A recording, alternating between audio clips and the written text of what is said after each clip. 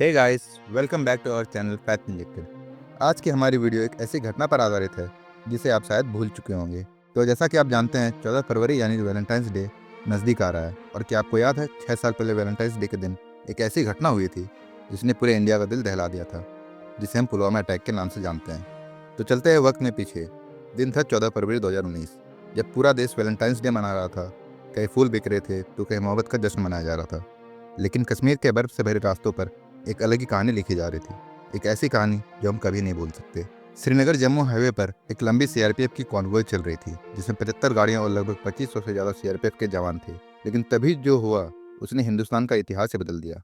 Explosive से भरी एक कार आती है जो सीआरपीएफ जवानों से भरी एक ट्रक से टकरा जाती है, जिससे एक बहुत बड़ा और भयानक धमाका होता है। इस धमाके में हमारे लगभग 40 जवान शहीद हो जाते हैं और कई तो घायल हो जाते हैं। घायल जवानों को जल्द से जल्द आर्मी बेस हॉस्पिटल श्रीनगर ले जाया जाता है और एक पाकिस्तानी मिलिटेंट ग्रुप जैश-ए-मोहम्मद इसकी रिस्पॉन्सिबिलिटी लेता है।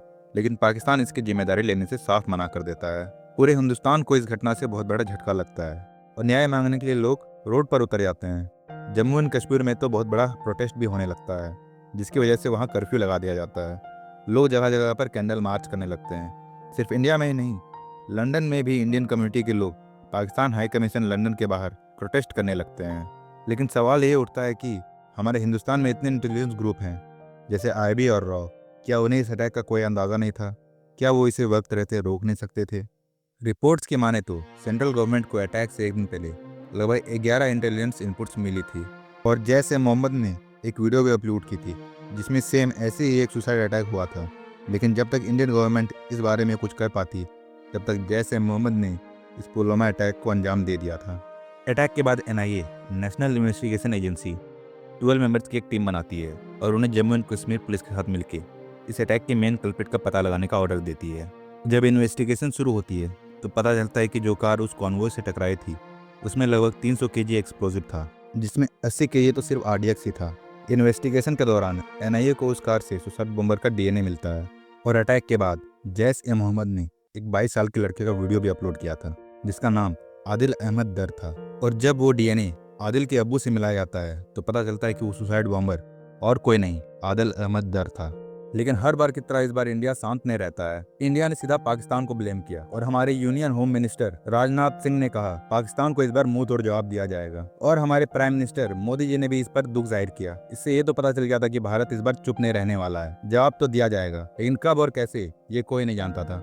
18 फरवरी की सुबह एक इंटेलिजेंस इनपुट आती है और इस बार बिना देरी किए एक ज्वाइंट टीम बनाई जाती है। इसमें राष्ट्रीय राइफल्स, सीआरपीएफ और एसओजी के जवान थे और इस ऑपरेशन में 2 टेररिस्ट को मार गिराया जाता है, जिसमें एक अब्दुल राशिद गाजी था जो कि इस अटैक का मास्टरमाइंड था और जैसे मोहम्मद का कमांडर भी।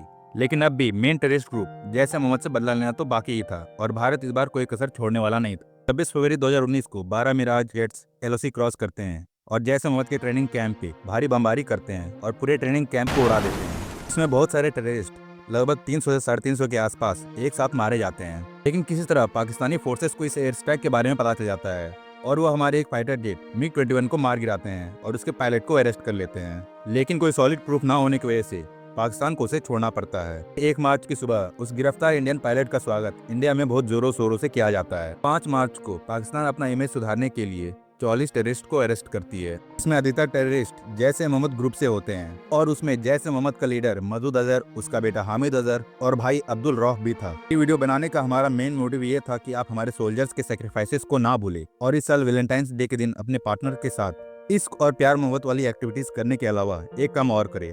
हमारे सोल्जर्स के सेक्रीफाइसेस को ना भूलते हुए एक कैंडल हमारे सोल्जर्स के सेक्रीफाइसेस का नाम का भी जलाएं। हमारे शहीद जवानों का बलिदान हम कभी नहीं भूलेंगे। जय हिंद, जय भारत।